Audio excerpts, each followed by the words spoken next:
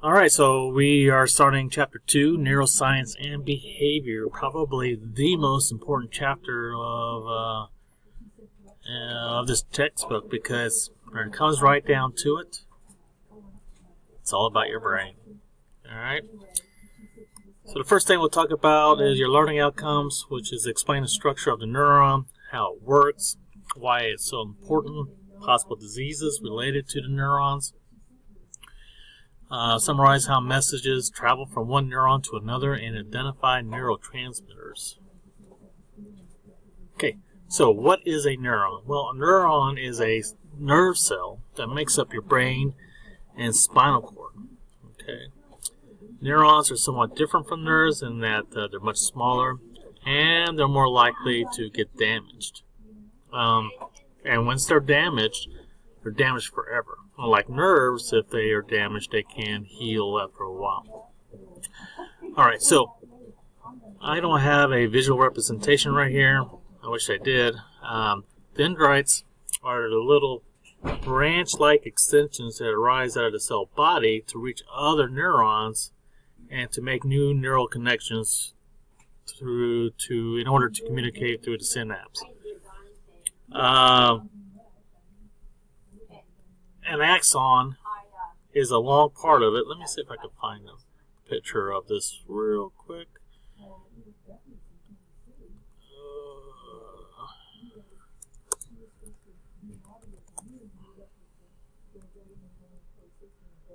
Sorry. Alright, so here we go.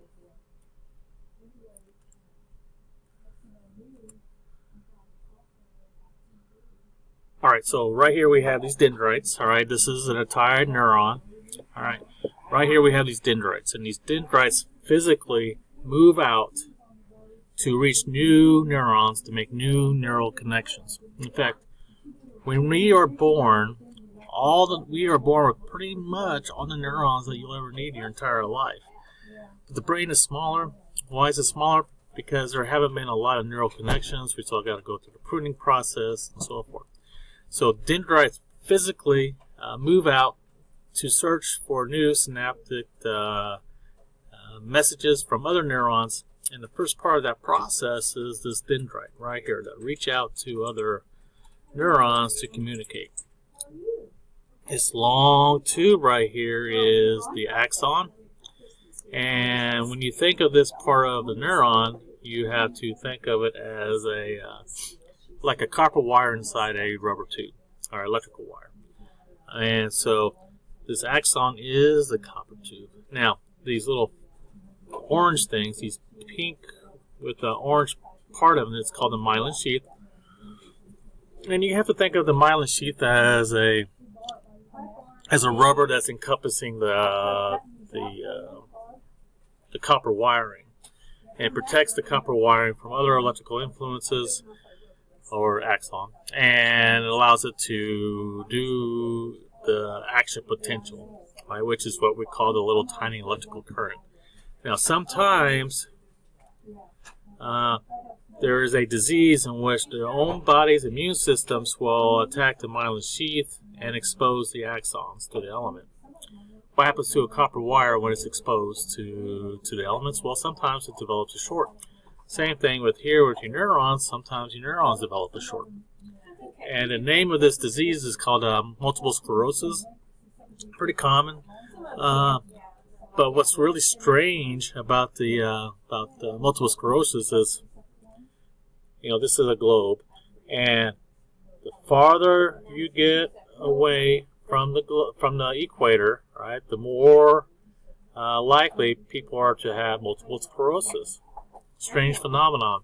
We're not exactly sure why this happens. Some people have developed a hypothesis saying that perhaps it has something to do with vitamin D and sunlight, but we're not exactly sure why. All right. And then the signal, the action potential, travels through the neuron, through the axon, and then goes out to the axon terminal to communicate with dendrites of other neurons. Okay. I forgot to go over to soma, the cell body. Cell body is responsible for providing fuel, maintaining the neuron, manufacturing chemicals, and what else is it responsible for? We'll keep in the neuron in working order. Okay. And don't forget the myelin sheath wraps around the axon. The axon carries the action potential, which is what we call the neuron, or the tiny electrical current, out to the axon terminals. Okay. And so we've covered the axon, we've covered the myelin sheath, we covered dendrites. Okay, so we know we call the tiny electrical current that travels through a neuron action potential, which is this right here. But action potential has to follow this natural law. And this natural law says, it's called the all or none law. And basically it's this: if, and that's a big if there are enough neurotransmitters to cause an action potential, then that action potential must finish all the way through the neuron. There's no stopping in between. There's no slowing down or speeding up. It maintains a constant speed all the way down the axon. Okay, that's why they call it the all or none law. Where two neurons connect? Okay, well, first thing we need to know is that neurons, there's no two neurons that physically connect with one another. All right. Each neuron has a tiny, tiny space that's 1/1,000,000th of an inch wide. We call this a synapse, and this is where neurotransmitters, which are chemicals, electrical chemical messengers stored in the axon terminals, are released across the synapse to communicate with the dendrites on the other side. You know, there's several different types of neurotransmitters. There's dopamine, serotonin, GABA, and the list goes on and on and on, that cause different types of sensations, different types of electric, moods, and all those other things. Okay, like I was telling you, we have neurotransmitters, and these again are electrical chemicals messengers that are stored in the axon terminals of neurons. These are released across the synapse, and they will either deliver an excitatory or an inhibitory message, meaning that if it is excitatory, it will make it more likely for the dendrites to accept the neurotransmitters and cause an action potential to happen. Inhibitory, the opposite is true. Less likely to cause a action potential to occur. Now, during neurotransmitter, there is extra neurotransmitters in the synapse that weren't used. There's something that normally happens to these neurotransmitters, and what they do is they go back into the axon terminals where they came from. That process is reuptaking, right? Reuptaking neurotransmitters that have been reabsorbed back into the axon terminals to be used for later. Now, there are drugs that stop this process to increase the neurotransmitters. That's like SSRIs, selective serotonin reuptake inhibitors, to increase serotonin levels in the brain. This helps with reduction of anxiety and depression. So right here we have this gap in between these two. Right, we have the axon terminal on one neuron, and we have the dendrites on another, releasing neurotransmitters, which are these tiny little red dots right here, to connect with the receptor sites right here. Okay, if there are enough of these neurotransmitters, it would become excitatory, go down the dendrites, and potentially cause an action potential. Okay. Now the speed of action potential varies. It goes from 2 miles an hour to 200 miles an hour. Now that seems pretty fast, but in comparison to electricity, in general, that travels the speed of light, which is 186,000 miles per second. In this regard, it travels much slower, and that's probably a good thing.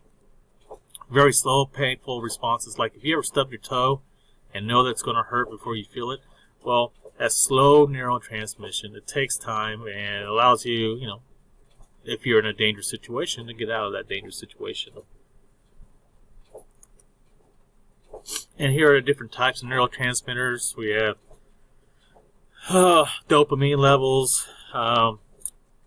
People with schizophrenia have too much dopamine levels, about 6 times the amount of dopamine levels. So you take medications that decrease the amount of dopamine in the brain. Acetylcholine, which is for muscle memory, muscle movement. These tend to be low in people who are suffering from Alzheimer's disease. We got about 5 minutes before I have to put a stop. Okay, remember there's two different types of nervous system. The central nervous system is the center of your body. Okay, brain, spinal cord in the center. Okay, these are made out of neurons. Remember, neurons don't repair if they are damaged for the most part, which explains why that if there's any type of brain damage or there's damage to the spinal cord, especially with the spinal cord, you will probably never gain full body, walk again and stuff like that. Now, the peripheral nervous system is like your peripheral vision. Outside the center, these are made up of nerves, and if they are damaged, you can heal those over time. They're much longer, as long as 3 feet long in your leg. So it's they look the same, they behave the same, but there's some things that make them different. Somatic means voluntary, so moving your arms, moving your legs, things that you know that you can control without any assistance from automatic nervous system, which is involuntary structures, keeping your heartbeat, breathing, all those other things. And to the autonomic nervous system, there's two subdivisions. Sympathetic, which is it's fight or flight, stress. So when you see, someone throws a snake at you, your sympathetic nervous system turns on. Your eyes, your pupils dilate, get smaller, your blood pressure goes up, your breathing becomes shallow and faster, preparing you for fight or flight. Stress. Parasympathetic nervous system is the calming part of your nervous system. Relaxation, watching TV, not a lot's going on. Your body's very calm, and there's less hormonal imbalances during this time. Okay, the endocrine system is full of glands all around your bodies, controlled by the pituitary gland and the hypothalamus inside your brain. And what it's responsible for is releasing hormones when it needs to. So, if your hypothalamus is responsible for eating, drinking, and sexual drive, what it does is when you're hungry, it releases hormones that make you hungry. Or if you need food, it produces hormones that make you hungry. If you need water, it produces hormones to make you thirsty, and then, hormones for sex drive. Okay, I'm going to put a stop here, and then we'll come back and learn the different parts of the brain and what they are responsible in the next video.